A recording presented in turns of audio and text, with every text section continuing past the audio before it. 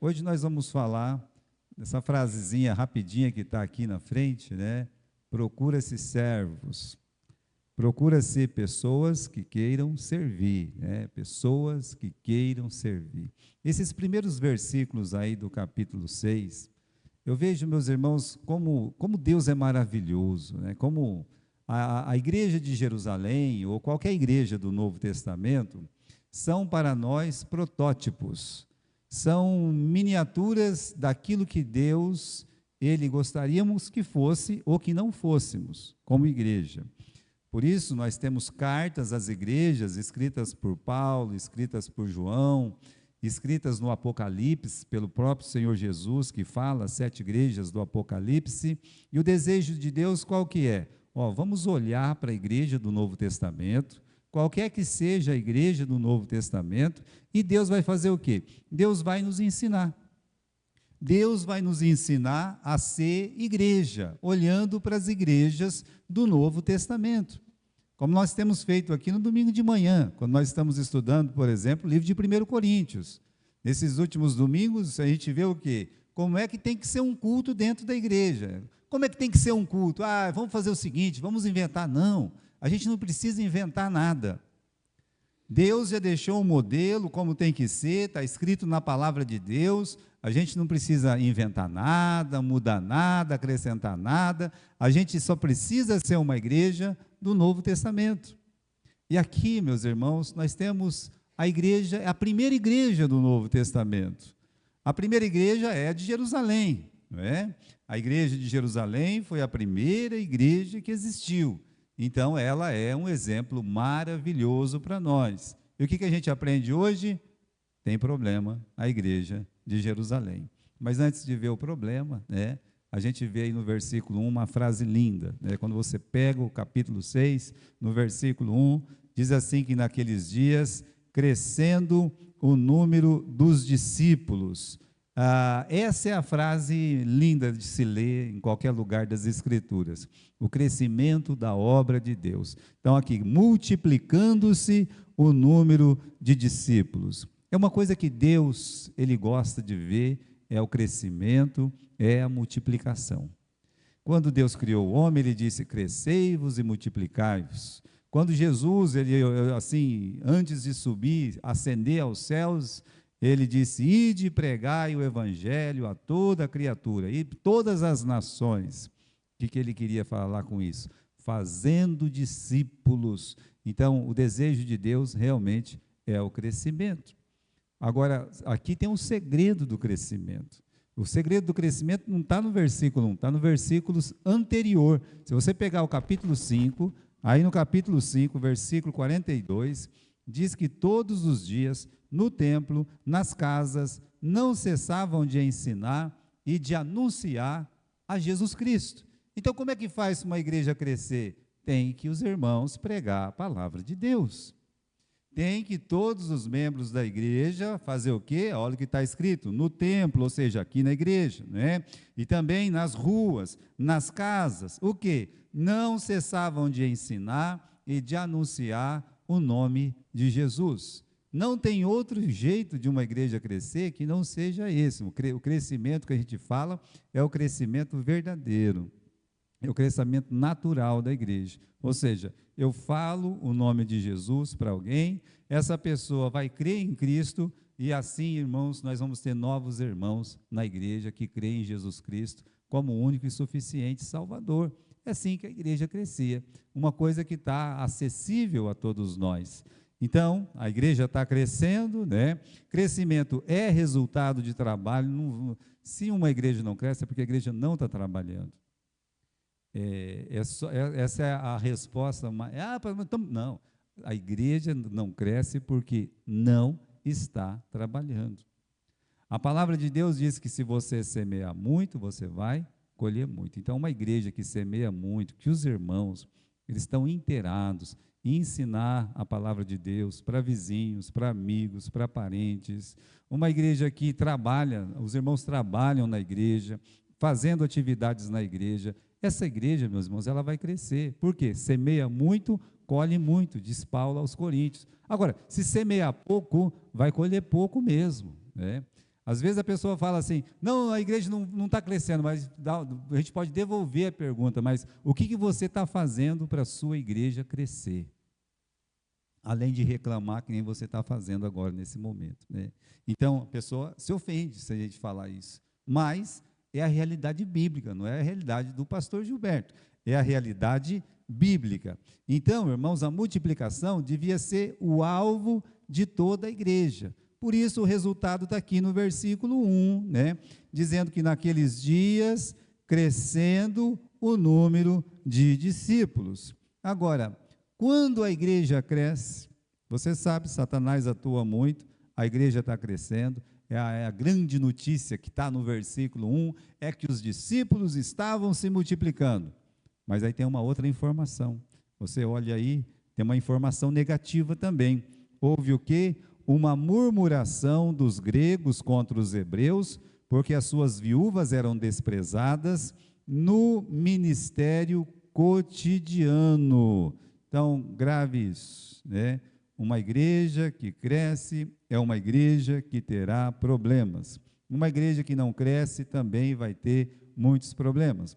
Mas crescimento traz pessoas para dentro da igreja, e as pessoas, elas se afinam entre elas, e sempre vai ter algum problema na igreja. Não existe nenhuma igreja que não tem problema. Uma igreja que não tem problema é uma igreja que não tem gente, né? Só vai ter o prédio assim, mas se tiver pessoas, ela vai ter problema. Qual que é o problema aqui? Versículo 1, né? As viúvas, né? As mulheres judias, elas estavam sendo esquecidas, mas não é qualquer mulher judia que estava sendo esquecida. A palavra de Deus é clara, está dizendo assim, olha, as viúvas helenistas. O que quer dizer isso aí, pastor? Bem, você sabe que Jerusalém abrigava pessoas de todo tipo lá, né? E judeu de todo tipo também. Então, havia aqueles judeus que eram nascidos na Judéia, em Jerusalém, nas cidades circunvizinhas, judeu mesmo. Você sabe que só de nascer na Galileia já não era igual da Judéia. Agora imagine, meus irmãos, você nascer na Samaria.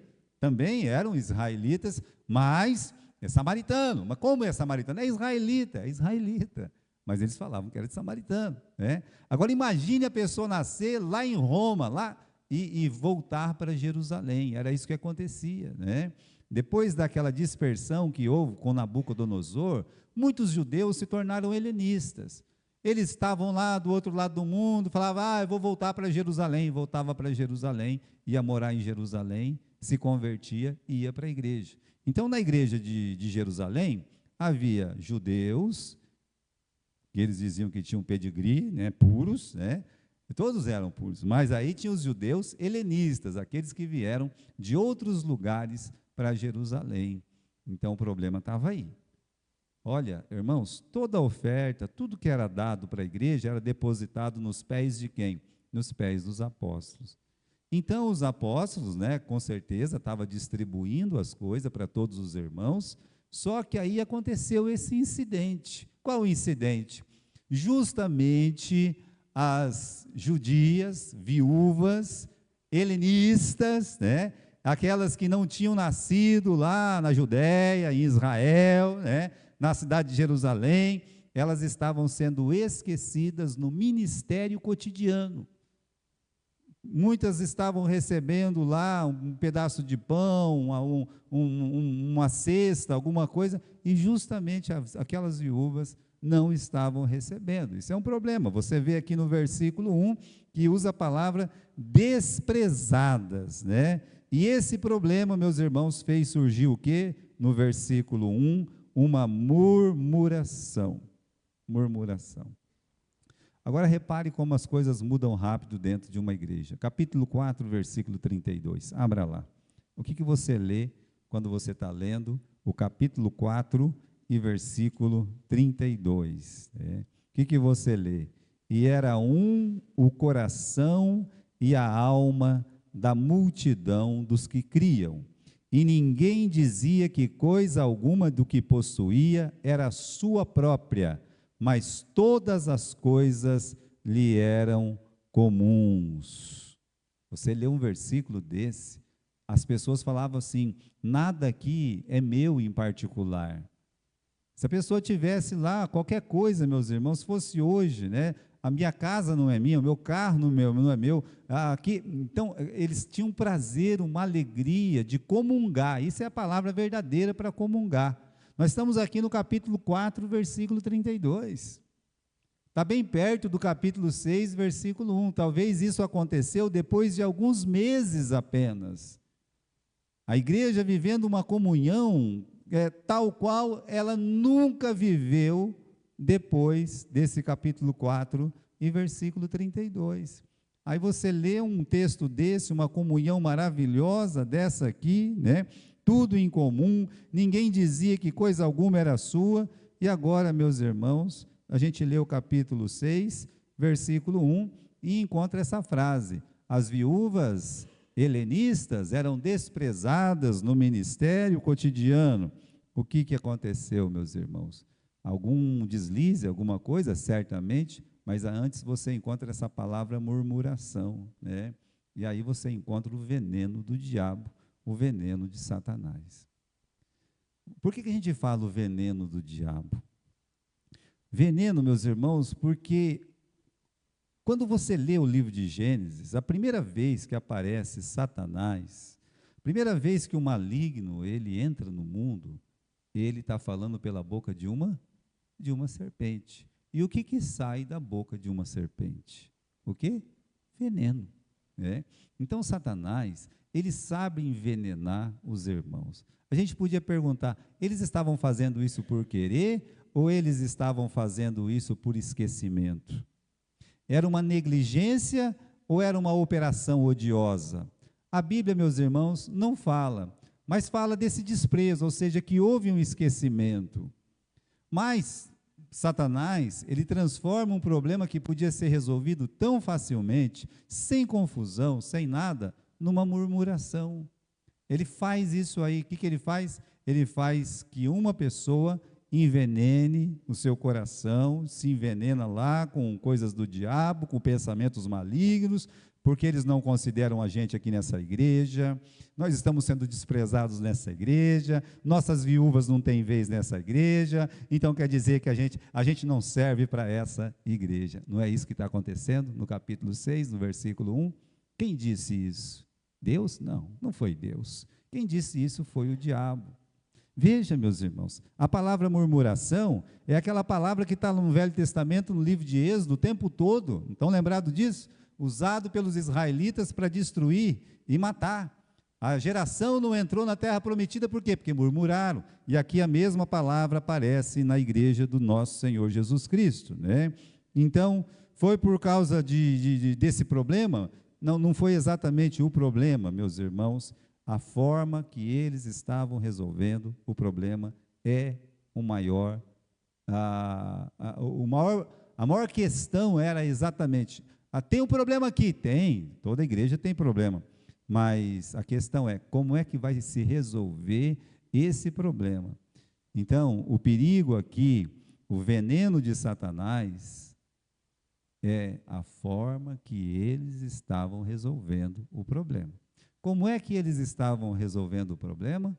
Na base do grito, da confusão e da murmuração. É isso que estava acontecendo. Então, meus irmãos, problemas não se resolvem desse jeito, né? Com discussão, com murmuração. Está uma reclamação aqui, alguém fala assim, eu estou do lado dos helenistas. É isso mesmo, né? Essa igreja aqui não tem vez para os helenistas. Eu nem sou helenista, mas vou pular para o lado deles. Pronto, né? Está acontecendo alguma coisa. A gente vê, meus irmãos, o veneno do diabo na forma que os problemas são resolvidos dentro de uma igreja. É coisa maligna mesmo, coisa de Satanás, né? Então você pode olhar e dizer assim, puxa, coitada dessas viúvas helenistas, né? Abaixo esses judeus que estão desprezando essas coitadinhas aqui, é falta de justiça uma coisa dessa. Mas aí a gente pergunta, será que murmurar, reclamar, vai resolver alguma coisa? Até esse ponto aqui ninguém resolveu nada, né? De repente tem um problema na igreja, um irmão sai com aquela maior da boa intenção da casa dele e vai visitar outro irmão com a maior boa intenção, né? Vou visitar aquele irmão e vou falar daquele problema da igreja, né? Ou senão, agora, uma moda é o WhatsApp, então, vai lá, conta tudo no WhatsApp e tal, né? Olha, será que isso é espiritual? É claro que não é espiritual. Imagine se você vai numa festa, como Jesus e a mãe dele, alguns apóstolos foram na festa de casamento, e eles têm um problema lá. Qual que é o problema? Não tem vinho? Podia chegar, sair falando mal, a gente vem nessa festa, vem de tão longe numa festa, né?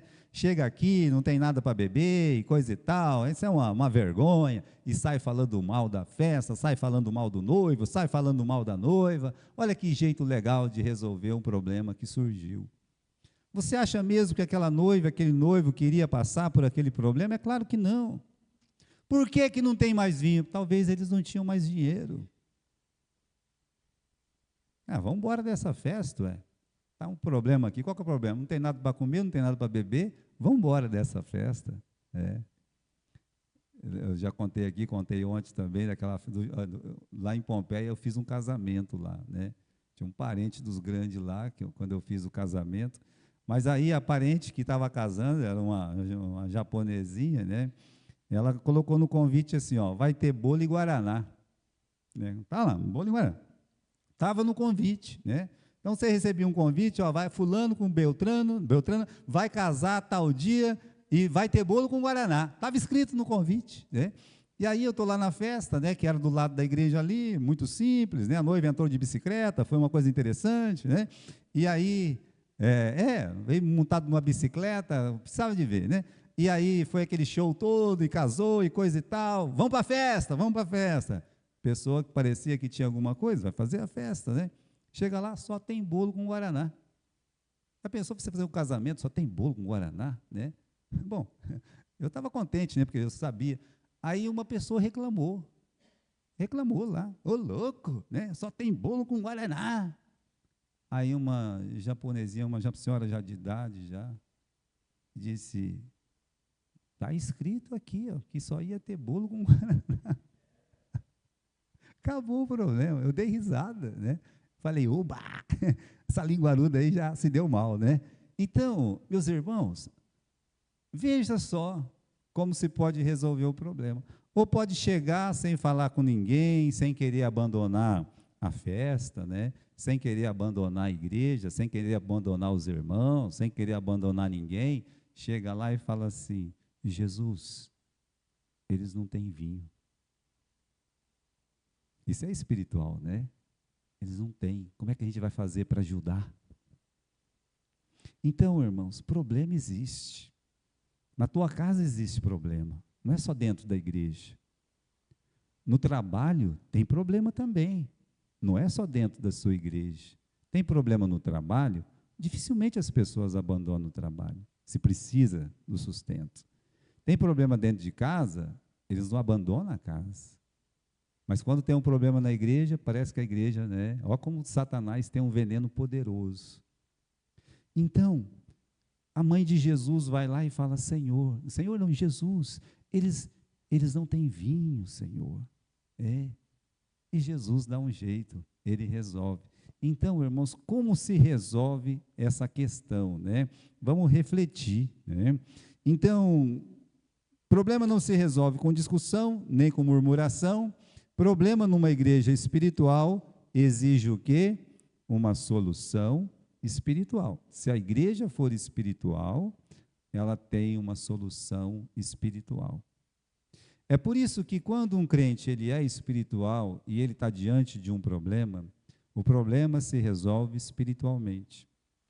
Se ele é um cristão carnal, então, para ele o problema tem que ser resolvido carnalmente.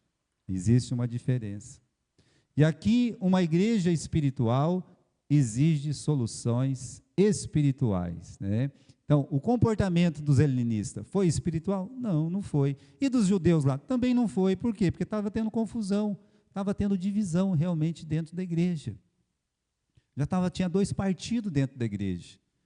Nós somos do grupo dos helenistas, nós somos do grupo dos judeus. Então, irmãos, uma igreja dessa vai se dividir por falta de espiritualidade. Quando nossa igreja lá em Garça dividiu, né, virou duas igrejas, eu me lembro muito bem de um irmão, já era de idade ele também, né, e ele já não está mais entre nós. Mas ele disse uma palavra assim muito positiva quando eu visitei ele. Ele disse: olha, se o irmão fulano de tal tivesse vivo, a igreja não tinha dividido. Sabe? Se ele tivesse vivo, né? Assim, era uma pessoa muito simples. Só que era uma pessoa que tinha morrido há algum tempo, né? E era uma pessoa espiritual. Quando alguém chegava lá para falar mal do pastor, ou falar mal da igreja, ou falar, todo mundo ia para a casa dele, né? E a casa dele lá era uma casa muito simples, muito humilde, mas todo mundo ia para a casa dele.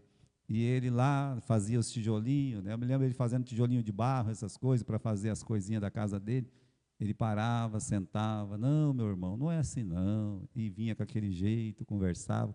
O irmão chegava com um quilo de pedra no bolso. Saía leve que nem uma pena da casa daquele irmão. Por quê? Porque ele era espiritual. Então, um problema espiritual tem que ser, né? A igreja espiritual exige, então, solução espiritual para os seus problemas. Filipenses capítulo 2, versículo 14, né? Fazei todas as coisas sem murmurações e nem contendas. Fazei o quê? Todas as coisas. Quando você vai fazer alguma coisa para a igreja, você pode fazer reclamando, você pode fazer apontando o dedo para as outras pessoas, ou você pode cumprir isso que Filipenses capítulo 2, versículo 14 está dizendo. Sem murmuração, ou seja, sem ficar reclamando e sem ficar brigando com ninguém. Então, esse é o jeito de você trabalhar, é o jeito de você servir na casa do Senhor, para que Deus possa te abençoar. Agora, veja só, né? Como os apóstolos resolveram essa questão. Por isso que o jeito que se resolve um problema dentro de casa, no serviço ou na igreja, é tão importante para a sua vida. Eles poderiam dizer assim, focar só no problema. Mas por que essas mulheres estão sendo esquecidas? Que coisa é essa aí? Que coisa ridícula é essa? A gente tá aqui pregando a palavra de Deus, não tem uma pessoa que presta nessa igreja para fazer as coisas e tal. Não é que é mentira, mas não é o jeito certo. Você está focando só no problema, você só está acusando, você só está atirando pedra, na verdade, você está aumentando o problema. Isso não é bom. O que os apóstolos fizeram? Eles não focaram no problema, eles focaram na solução do problema. E é aí que eles realmente mostram a verdadeira espiritualidade. Eles estão ouvindo aquela conversa, a igreja está dividida, aquele amor profundo um pelo outro parece que tinha acabado. Versículo 2 do capítulo 6. Os 12, convocando a multidão dos discípulos, disseram: olha, gente, não é razoável a gente deixar a palavra de Deus e servir as mesas. Então, escolhei, pois, irmãos, dentre vós, 7 homens de boa reputação, cheios do Espírito Santo, de sabedoria, e vamos constituir esses 7 aí, né, sobre esta necessidade. Então, qual que era a solução? A solução é, vamos fazer o seguinte, vamos eleger 7 irmãos espirituais para resolver esse problema. Então, eles focaram na solução. Uma coisa importante é que a gente não deve resolver um problema criando outro problema. Vamos dizer que os apóstolos falaram assim, ó, gente, a gente está aqui, né, e todo mundo está depositando as coisas nos nossos pés, a gente deixa algumas pessoas responsáveis para isso, e eles não estão respondendo, não estão correspondendo, né? Então, nós mesmos vamos assumir essa responsabilidade. Veja, eu quero que você olhe bem o versículo 3, né, 2, lá no final, porque o apóstolo diz assim, não é razoável que nós deixemos a palavra de Deus e servimos as mesas. Mas pastor, ele só prega a palavra. que custava para eles ir lá e servir as mesas? Dá uma olhada nos capítulos anteriores, quando você estiver sozinho lá na sua casa. Eles acabaram de receber 39 chicotadas por causa que eles pregavam a palavra de Deus. Eles já tinham sido presos 3 vezes até esse momento do capítulo 6. No capítulo 7, um irmão, que é o diácono escolhido, vai pregar a palavra de Deus e vai ser apedrejado.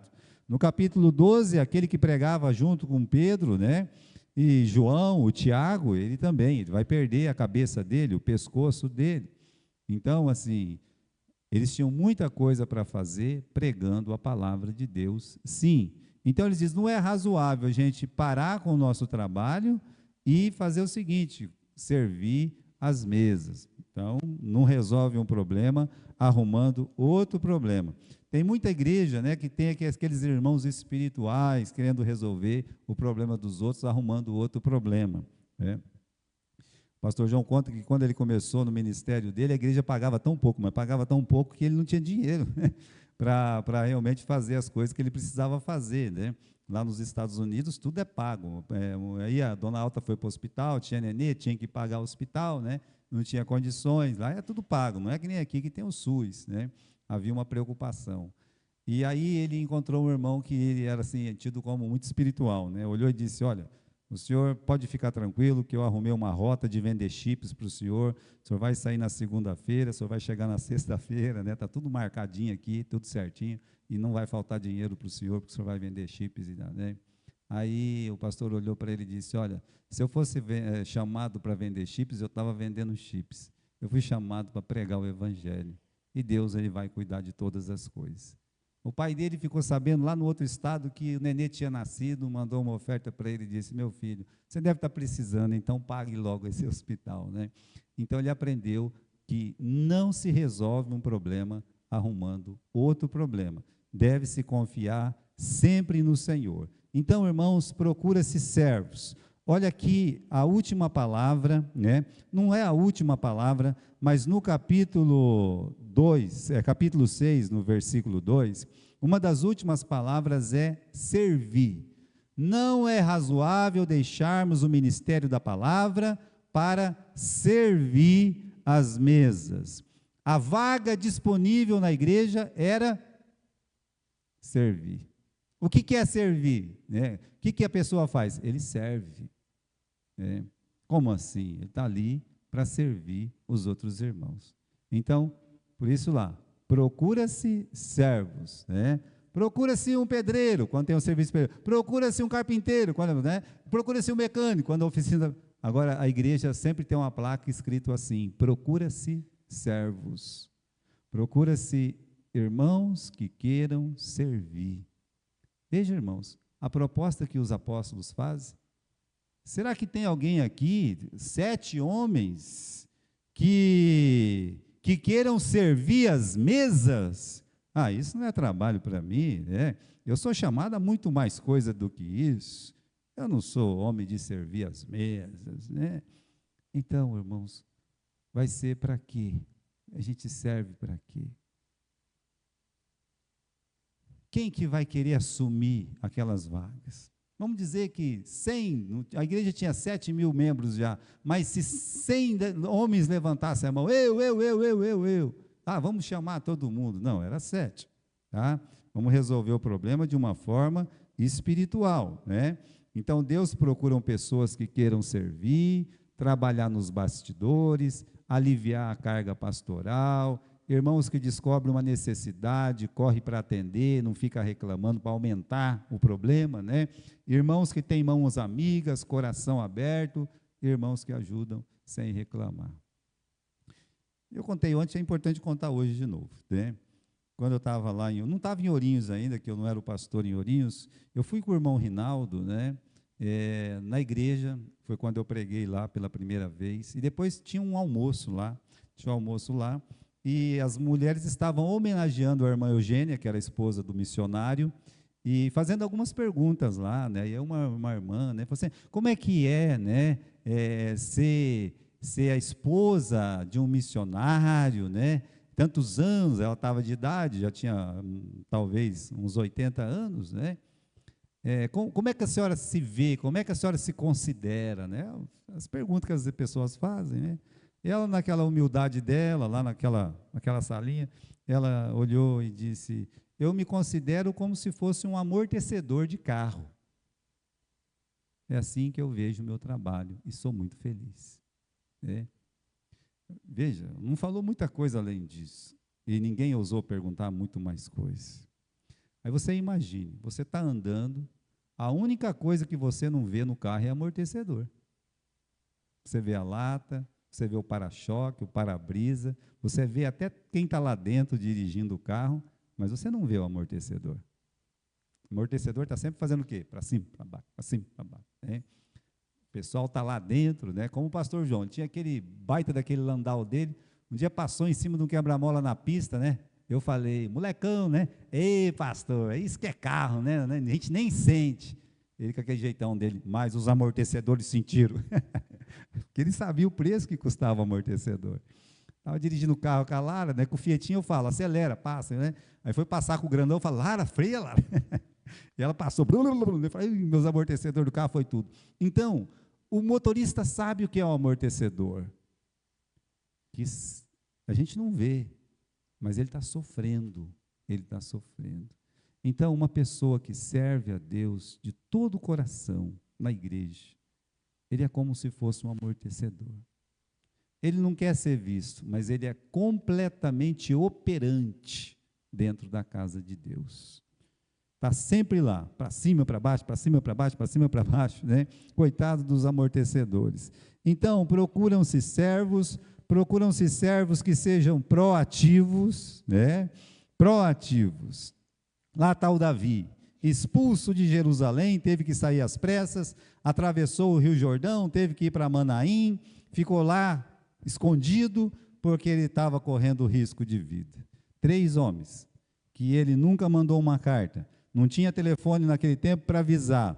3 homens ficaram sabendo que ele estava no deserto, passando necessidade. O rei, Sobi, Maquir e o Barzilai. 3.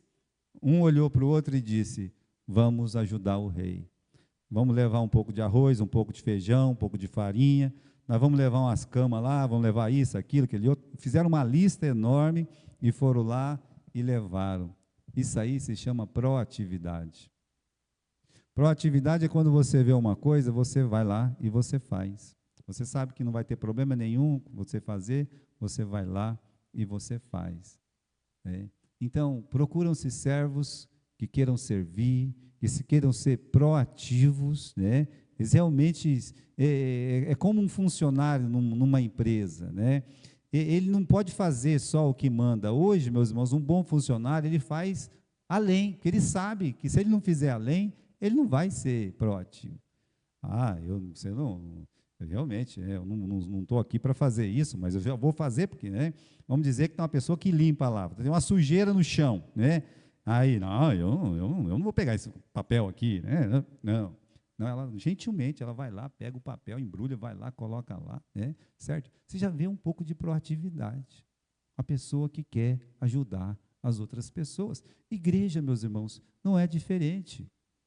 Então, procuram-se servos, pessoas que realmente queiram ajudar. Olha aquelas mulheres que estão acompanhando Jesus. Eu nunca li na Bíblia Jesus falando para as mulheres, vocês têm que me acompanhar, vocês têm que ajudar no ministério, mas no capítulo 8, versículo 1, vocês viram lá? Você quer ler comigo lá no capítulo 8, versículo 1, né?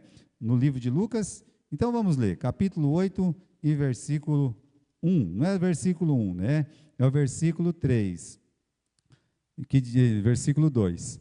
E algumas mulheres que haviam sido curadas de espírito maligno, de enfermidades, Maria Madalena, da qual saiu 7 demônios, Joana, mulher de Cusa, procurador de Herodes e Susana, e muitas outras que serviam com os seus bens.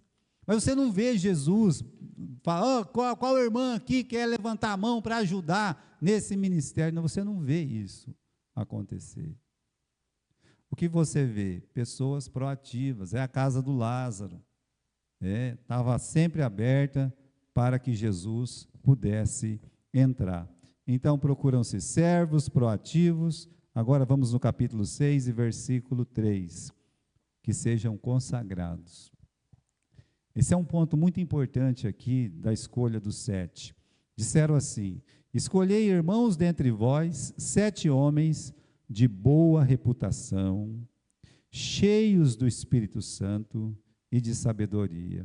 De uma boa reputação, uma pessoa que está lá com a família dela, está lá na rua, está lá na igreja, está lá onde ele for, As pessoas gostam dele, conhecem a sua honestidade, é uma pessoa de confiança. Então, de boa reputação, o que mais? Fala aqui, é uma pessoa cheia do Espírito Santo. O que é isso, pastor? Cheia de fé, cheia realmente, não somente a fé, porque você tem que ter mesmo, quando você tem o Espírito Santo, mas o fruto do Espírito Santo. Porque o fruto do Espírito Santo é amor, é alegria, é paz, é benignidade, é bondade, é domínio próprio, é mansidão, é temperança. Então, isso é cheio do Espírito Santo. Essa pessoa, ela não é apenas de boa reputação lá para os homens. Ela, por dentro, ela tem um coração misericordioso, ela tem um coração amoroso. Você imagine colocar uma pessoa para servir a mesa que ela não está nem aí com as outras pessoas. O problema ia continuar. Então a igreja precisa de pessoas que pensam em pessoas, que amam pessoas. E a gente tem que pensar nas pessoas e amar as pessoas. A gente tem que escolher se vou viver a reclamar ou se vou viver a amar, a orar, a considerar e fazer de tudo para que as pessoas que estejam ao meu redor cresçam espiritualmente no amor do Senhor Jesus Cristo. Uma outra coisa que precisava ter, além além da boa reputação e ser cheio do Espírito Santo, é a sabedoria. Olha lá, capítulo 6, versículo 3. E de sabedoria, Sabedoria. Se a pessoa está reclamando, ela já não está agindo com sabedoria, Tem um problema difícil, então, o que ela vai fazer? Ela vai orar, se ela não sabe, ela vai pedir a orientação de pessoas sábias, porque ensina o sábio e ele vai se tornar mais sábio. É uma pessoa que, se você der uma tarefa para ela, ela vai para resolver, ela vai solucionar, ela não vai aumentar problema. Imagine se uma pessoa não tem sabedoria, a igreja já estava prestes a dividir, prestes a dividir. Aí uma pessoa sem sabedoria vai tomar conta daquela necessidade. Vai arrumar mais confusão com um lado, com o outro, e vai ter aquela brigueira toda. Então, meus irmãos, sabedoria realmente é a pessoa estar consciente que ela está ali para ajudar, que ela está ali para que o problema seja resolvido. Então, isso aqui é a escolha dos diáconos da igreja. Quando se fala diácono, as pessoas gostam muito dessa palavra, diácono. Eu sou o diácono da igreja. Eu conheci o diácono, que ele foi tudo na vida, menos diácono. Ele fez o papel do inimigo, sabe?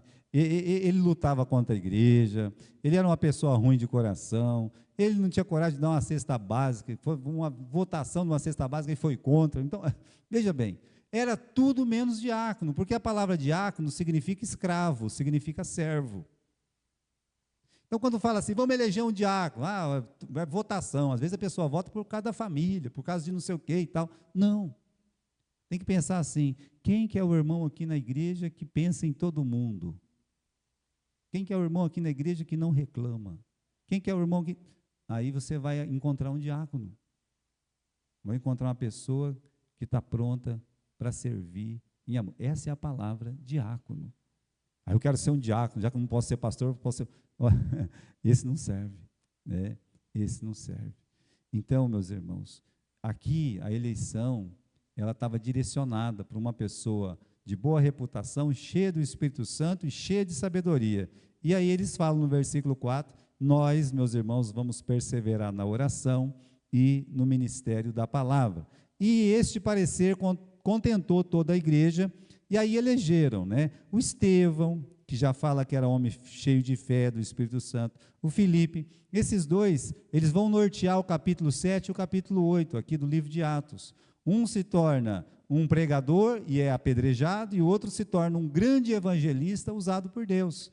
Eles foram diáconos e evangelistas, pregadores, né? Depois você tem o Prócoro, o Nicanor, o Timão, o Parmenas, o Nicolau, né? E você olha todos esses nomes aqui, né? E quando você olha todos esses nomes, você faz uma descoberta, né? Primeiro, que quem decidiu quem ia resolver os problemas era a igreja. Se os apóstolos elegem, seria uma eleição apostólica. Se a pessoa fala, eu tenho capacidade para fazer esse trabalho, então seria uma autonomeação. Eu me autonomeio diácono, né? Pronto. O que não falta é autonomeado diácono, autonomeado pastor, né? Tá. Mas a igreja, quando ela fala esse irmão, pronto. Então, a igreja que está escolhendo.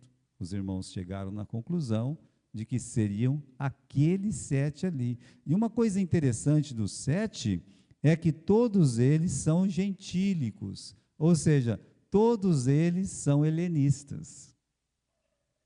A maioria da igreja não era helenista, mas na hora de votar, descobriram que os irmãos que estavam ali mais cooperando na igreja eram os helenistas. Isso é uma coisa boa também, né? Quando uma pessoa começa a reclamar, você fala, você quer fazer? Não quer fazer, né? Os helenistas estavam reclamando, não estavam? Aí escolheram quem? 7 helenistas. Vocês estão reclamando? Então vocês vão dar comida agora. Vocês é que vão fazer a distribuição aí do cotidiano, todo dia, né? Olha que responsabilidade. A gente estava reclamando dos judeus, porque o negócio não estava bom, né? E agora? Como é que vocês vão fazer? Quer ver uma pessoa parar de reclamar? É quando você manda ela fazer aquilo que ela está falando que não está bom. Chega e fala assim, pode fazer você, né? Pode vir aqui e fazer. Aí a pessoa, às vezes, ela pensa, né? Eu não vou fazer isso, não. Né? Então, irmãos, a igreja deu autoridade para quem estava reclamando, para aquelas pessoas, para o grupo que estava reclamando. Justamente o grupo que estava reclamando ficou outorgado. E até colocar a mão na cabeça deles, como tem que ser, no versículo 6, apresentaram ante os apóstolos, e eles orando, lhes impuseram as mãos. Então, meus irmãos, a espiritualidade norteou a escolha, tá? A espiritualidade. Nós vamos resolver esse problema de uma forma espiritual. Como? Escolhendo pessoas espirituais. Quem foram escolhidos? Os helenistas. Amém? Agora o problema, meus irmãos, vai ser resolvido. Não teve briga, não teve confusão, foi a própria igreja que decidiu quem que ia fazer o quê, né? Eles analisaram a qualificação, oraram na cabeça deles, versículo 6 diz, quando eles oraram na cabeça deles, colocaram a mão, e o que quer dizer colocar a mão? Outorgaram a autoridade. Você vê que a igreja estava crescendo, Satanás plantou o veneno, capítulo 6, versículo 1, a igreja cresce. Capítulo 6, versículo 1, a igreja está se dividindo. Capítulo 6, versículo 7, depois que resolveu o problema. Leia o versículo 7. Resolveu o problema de uma forma espiritual? Resolveu. Então, capítulo 6, versículo 7. O que começou a acontecer de novo? O que está escrito ali? A palavra de Deus começou a crescer. O antídoto, meus irmãos, para o veneno de Satanás é uma solução espiritual. Se você tem um problema na sua casa, você tente resolver ele de uma forma espiritual. Faça isso e você vai ver o crescimento na sua casa, no seu lar. Se você resolver de uma forma carnal, humana, você com certeza você vai aumentar o problema, você não vai diminuir o problema. Maria nos ensina nesse sentido. Ela foi lá e contou o problema para Jesus. Isso é uma coisa que você pode fazer, né? ter essa noção espiritual. Então, o crescimento leva a problema, né? E depois, os problemas levam a soluções espirituais e as soluções espirituais levam a mais crescimento. Resultado? Crescia a palavra de Deus e em Jerusalém se multiplicava o número dos discípulos. É a mesma palavra que tem ali no versículo 1, que fala que crescendo o número de discípulos. Agora, com o problema espiritual, né, com a solução espiritual do problema, os discípulos estão se multiplicando. Então, meus irmãos, soluções bíblicas sempre geram crescimento dentro da igreja. Por isso, aquele desejo que os irmãos têm de servir, ele tem que ser espiritual.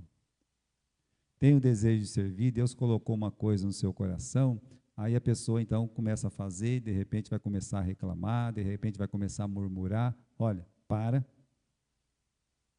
Vai para o seu canto, vai lá para a sua casa, vai lá para o seu quarto, vai lá sozinho, dobra o seu joelho, peça perdão para Deus, humilhe-se diante da potente mão de Deus e Ele te exaltará. É o que a palavra de Deus diz. Deus quer te exaltar.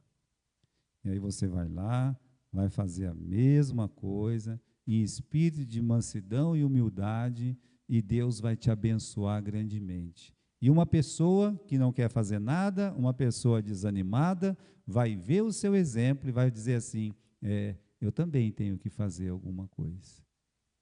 Por quê? Porque a solução espiritual gera crescimento. Procuram-se servos. A igreja precisa de pessoas que servem, que sejam proativos, que sejam espirituais, né? Que sejam de boa reputação, cheios do Espírito Santo e também cheios de sabedoria. É o que diz a palavra de Deus. Então a igreja de Jerusalém ela continuou a crescer, estava paralisando, estava dividindo, mas Deus, pela sua graça, né? Os apóstolos então podiam pregar a palavra de Deus, e esses irmãos, os 7 escolhidos, imagine, né? Agora ter que servir 7.000 pessoas, é um para cada 1.000. A igreja já tinha 7.000 membros aqui, é um para 1.000. É só eu que faço tudo nessa igreja. Não, aqui, olha, nossa igreja é muito pequena para a gente falar isso, para um pastor falar isso. Eu não posso falar uma barbaridade dessa. Temos 40, 50, 60 pessoas na igreja. Agora, eles foram eleitos para servir, no mínimo, 1.000 pessoas cada um. Já pensaram nisso? Que dificuldade. Você se candidataria a essa vaga? Vem cá que eu vou colocar a mão na tua cabeça para você servir a mesa de 1.000 pessoas. A pessoa olha assim, não, eu estou bem como eu estou, né? Eu não preciso, né? Tá. Eu fico do lado dos 1.000, eu prefiro ficar entre os 1.000 que vão ser servidos. Não, meus irmãos, procure ser entre os 7. E Deus vai te abençoar. Procura ser entre os 7. É Deus que está, fala assim, a igreja está procurando servos, não. Né? Deus, Ele tem prazer naquelas pessoas que o servem. Deus tem prazer em pessoas que servem. Isso aí é uma coisa que está, meus irmãos, no coração de Deus, o prazer que Ele tem de ser servido, amado e adorado dentro da igreja.